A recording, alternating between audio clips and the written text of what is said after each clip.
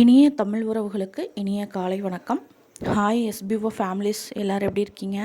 கண்டிப்பாக நல்லா இருப்பீங்கன்னு நம்புகிறேன். நம்ம இன்றைக்கி இந்த வீடியோவில் எதை பற்றி பார்க்க போகிறோன்னா, எஸ்பிஓவில் சார் லாஸ்ட்டாக கொடுத்த அப்டேட்டை பற்றி தான் பார்க்க போகிறோம். அதுக்கு முன்னாடி நீங்கள் இப்போ தான் நம்ம சேனலை ஃபஸ்ட் டைம் பார்க்குறீங்கன்னா மறக்காமல் சப்ஸ்கிரைப் பண்ணி வச்சுக்கோங்க. அப்படியே பக்கத்தில் இருக்க பெல் பட்டனை கிளிக் பண்ணி ஆல்ன்றதை செட் பண்ணி வச்சுக்கோங்க. அப்போ தான் எஸ்பிஓவை பற்றின ஃப்யூச்சர் அப்டேட் வீடியோஸ் நம்ம சேனலில் போஸ்ட் பண்ணோன்னா உங்களுக்கு நோட்டிஃபிகேஷன் காட்டும். இப்போ வாங்க நம்ம வீடியோக்குள்ளே போகலாம்.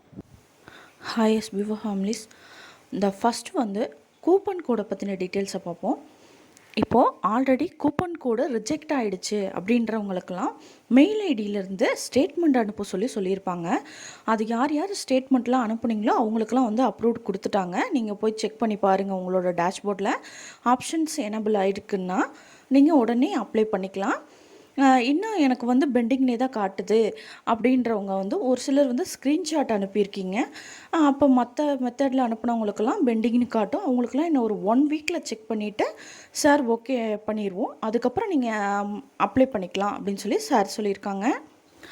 ஆல்ரெடி அப்ளை பண்ணி அமௌண்ட்டு 150 பேருக்கு ரிலீஸ் ஆகிடுச்சு.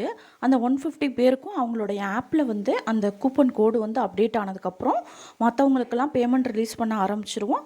அது ஒரு இந்த ஒர்க்கு முடிஞ்சு ஒரு 20 டேஸ்க்குள்ளே மொத்தமாக எல்லாருக்கும் 4000+ மெம்பர்ஸ் வராங்க.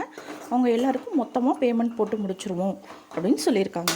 அடுத்தது நியூ வித்ட்ராவல் ரிக்வெஸ்ட்.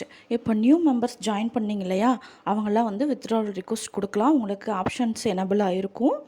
1500க்கு மேலே இருந்தால் நீங்கள் வித்ட்ராவல் கொடுக்கலாம்.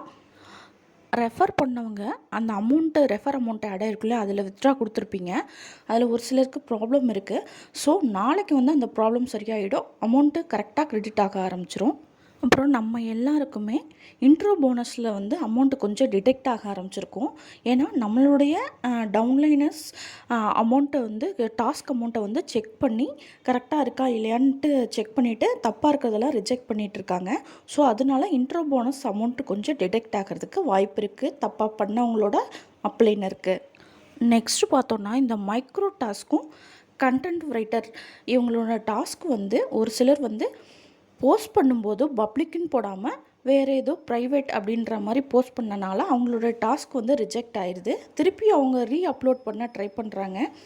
ஸோ அப்படி பண்ணால் ஃபஸ்ட் டைம் ரிஜெக்ட் ஆகிடுச்சுன்னா அவ்வளோதான். மறுபடியும் நீங்கள் அப்லோட் பண்ணாலும் அமௌண்ட் ஆட் ஆகாது. ஒரு சிலர் இப்போ நம்ம சொன்ன இன்ஃபர்மேஷனில் ஏதாவது டவுட் இருந்தால் கமெண்ட் செக்ஷனில் கமெண்ட் பண்ணுங்கள். இதை பற்றின ஃபுல் டீட்டெயில்ஸ் இன்னும் கிளியராக தெரியணுன்னா நோட்டீஸ் போர்டில் சார் ஆடியோ போட்டிருக்காங்க, போய் கேட்டு பாருங்கள். மறக்காமல் இந்த சேனல் சப்ஸ்கிரைப் பண்ணி வச்சுக்கோங்க.